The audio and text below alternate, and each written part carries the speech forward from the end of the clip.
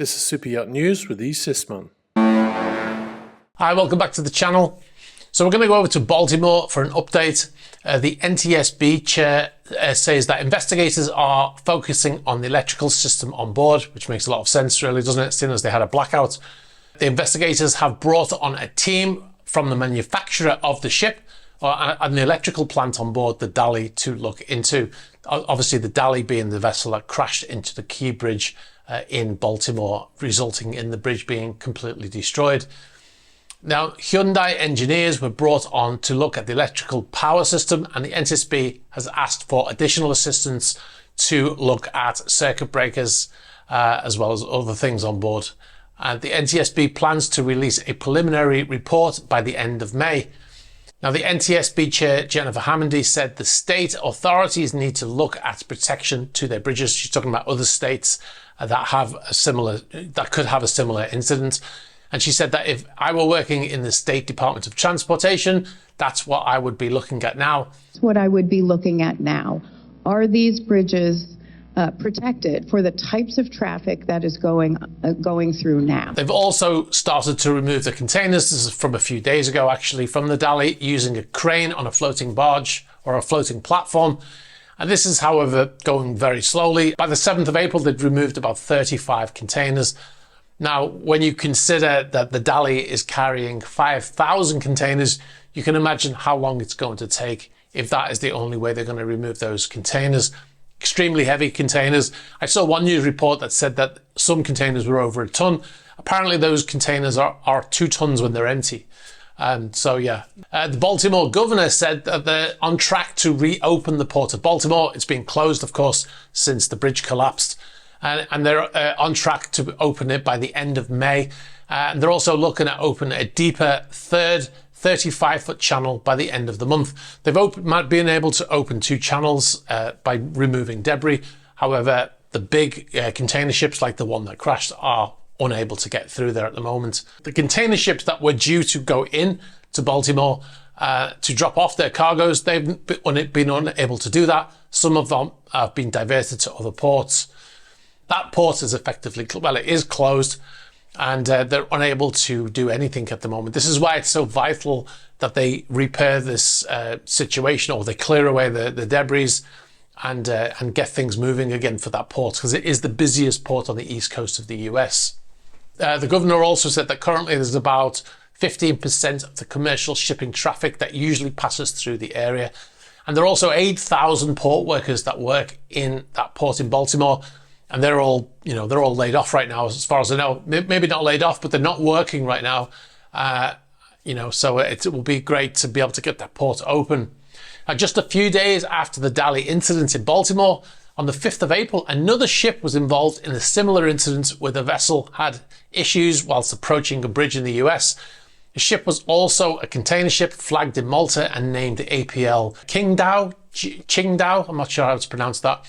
She was leaving the port in New York and approaching the Verrazano Bridge around 0100 UTC on the 6th. Local time, it was still the 5th of April, about 9 p.m. The ship was even longer than the Dali at 349 meters or 1,145 feet in length.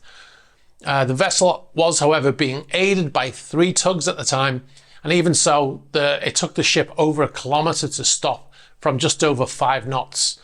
It should give you some idea about how difficult it is to stop a vessel of that size, even when it's been assisted by tugs. Now, they didn't have a blackout on board, but they lost propulsion, so it wasn't exactly the same as what happened on the Dali, and it wouldn't have been so hectic on board with, because they still had power and control of the vessel and stuff like that. So after making repairs, the ship got underway on the 7th of April at 1000 hours UTC.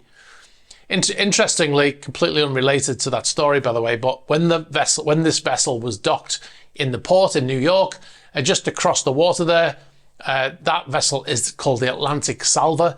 That is a deep sea tug, and that was the tug that went across to Scotland and picked up the RV Petrel from Scotland and took it to Tampa, towed it across the Atlantic Ocean in a 2-month trip to Tampa Bay last year. All right, we'll move on to our next story. Motor yacht Lusail has been diverted on a trip. She was heading to the Seychelles from Spain, but has being diverted into the port of Jeddah in Saudi Arabia. The yacht, which is owned by the Emir of Qatar, transited the Suez Canal and was yet another yacht heading south in the currently extremely dangerous Red Sea when she changed course and stopped in Jeddah. Now you can see here that the vessel was broadcasting that they had armed guards on board. This was before they diverted. Not sure what those armed guards can do against a missile if it's fired from somewhere. But the sources with knowledge of the vessel told us that the yacht has experienced engine problems and had to divert in order to address those issues, which makes sense as the Emir of Qatar and the Saudi Crown Prince have not exactly been BFFs in recent years. Saudi Arabia, the UAE, Bahrain and Egypt cut ties with Qatar in 2017, accusing it of supporting terrorism. And the four states placed sanctions on Qatar and put in a partial blockade, giving Qatar conditions that needed to be met before the embargo could be lifted. However, in 2021, diplomatic relations were restored, but that embargo was in place for 3 years. The specs of Lusail, it's a 123 metre or 404 foot superyacht, built by Lusail in 2017. The yacht can carry 36 guests and 18 cabins. That is the maximum capacity of guests for a yacht sailing under the passenger yacht code. They have one more guest that has to be registered as a passenger vessel. They also have a crew of 55, and the value of the yacht is said to be around $500 million. The yacht often sails without AIS when the owner's on board, and I've actually heard myself whilst on board port authorities calling the yacht, telling them that the AIS is not broadcasting, and they return by making some excuse that they've got permission to not use it because they've got important people on board. It'll be interesting to see how long that they're in port in Jeddah for. Now, a personal story, I was on board a yacht about over 10 years ago now, incredibly, and we had engine trouble as we were about to enter the Suez Canal, heading south. We had to dock in Port Said and have spares flown out to us. We were there for about 2 weeks, I seem to recall. We actually exploded an engine and bits of turbo and some valve heads in a bucket here that you can see in these photographs that I took at the time. We had to crane that turbo out of the engine room to get it out of the vessel and replace it. Anyway, moving on, motor yacht Rhapsody was spotted apparently bunkering in the middle of the Indian Ocean. Or was it the Indian Ocean or the Arabian Sea, sorry. The yacht was spotted by one of our subscribers, showing the bunkering statements where the destination normally is. However, the yacht appeared to be underway. Whether or not they were bunkering, that is actually unknown, although it would be extremely unusual for a yacht to be doing that in this location. And more likely, they forgot to change the status of the vessel after they finished bunkering and they sailed with it still in place. The yacht had left the Seychelles and is heading to the Red Sea by the looks of it. They're also broadcasting that they have armed guards on board now. The yacht is linked to Andrei Kostin, president of the Russian state-owned VTB Bank, who has been sanctioned by the US, EU and UK authorities. Rhapsody changed flag state to Malaysia from the Cayman Islands in April 2023 and spent most of their time since the war in Ukraine started in the Seychelles. All right, we'll move on. Now, this is something I wouldn't normally address, but last week we came under some criticism, or should I say I personally came under some criticism while covering the MV Dali incident. Now, I always say when covering subjects that are outside of our usual areas that it's outside of our wheelhouse. That's the phrase I usually use. I said it in this case as well. Now, why are we talking about it on the channel? Because there's an awful lot of coverage and it's kind of out of our wheelhouse. And people watching should understand that things are not all the same on board different types of vessels. Now, in these situations, we will go to people who have worked on board those types of ships, if it's a ship that we haven't worked on. And we'll talk to them about getting relevant information about how things may operate differently, which in this case we did on multiple occasions with different people. In case you didn't notice, the name of the channel has the words SuperYacht in, so I don't think there should be any misunderstanding as to where our interests lie. Having said that, there are many similarities in the way engine rooms, electrical systems and other technical systems on board all vessels are laid out. We can still talk about shipping based on the similarities that lie therein, as long as people accept that we recognize that there are differences. Now, I wouldn't usually say anything as if you make videos on YouTube, you can expect this to happen in the comments. So you need to have a thick skin to survive. However, when it comes from other YouTubers that have zero technical experience whatsoever on board ships and they're criticizing us, I think it's a bit much to claim I don't know what I'm talking about. I don't usually watch other YouTubers talking about the same subject, as I want to keep a fresh outlook on how we cover a story.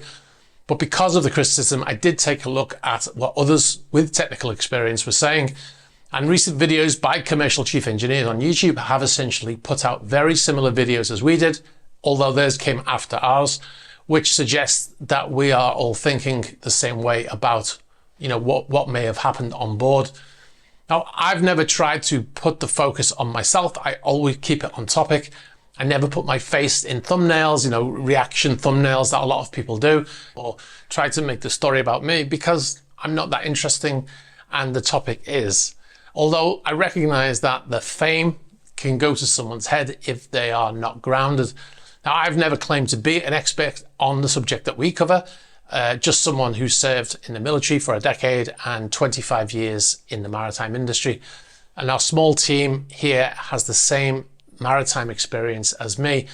So whenever you watch one of our videos, always bear in mind that we are from the cruise ship / superyacht background, but we try our best to cover any story to the best of our ability. And like I said, we always seek expertise of people directly connected when need be. All right, guys, remember to check out our Patreon page at patreon.com/eSysman. If you want to support the channel, this is a great way to do it. We've posted some videos on the Dali topic from last week. There's also a new podcast on there that we've yet to put onto the podcast platforms. So if you want to check it out, patreon.com/eSysman. Now, if you've got any information for us about any of these stories or any other stories, please be sure to get in touch. You know how to do it. You can get us in the email address in the ticker. You can get us on the About page of the YouTube channel, on Instagram, on Facebook Messenger, on Twitter, and on Threema. Be sure to like this video, very important for the algorithm. Hit the subscribe button and hit the bell for future notifications. All right, guys, thanks very much for watching, and I'll catch up with you soon. Bye-bye.